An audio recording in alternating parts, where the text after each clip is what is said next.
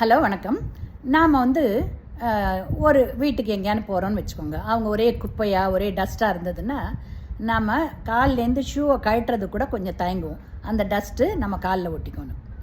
ஆனால் அதுவே ரொம்ப க்ளீனாக டஸ்ட்டே இல்லாமல் ரொம்ப பக்காவாக இருக்கிற ஒரு வீட்டில் நுழைஞ்சோன்னா நாம் ஷூவை கழட்டினதுக்கப்புறம் நம்ம காலை ஒரு ட்ரிப்புக்கு 2 ட்ரிப்பு அந்த மேட்டில் தொடச்சிக்கிட்டு தான் உள்ளே நுழைவோம் இல்லைங்களா?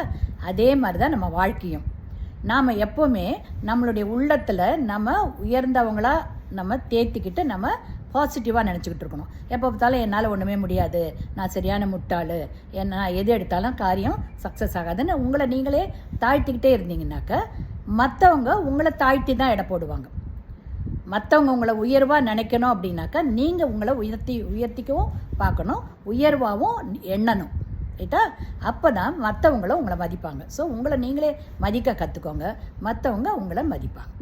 அதனால் ஆல்வேஸ் டேக் பாசிட்டிவ் ஃபீலிங்ஸ். ரைட்டுங்களா?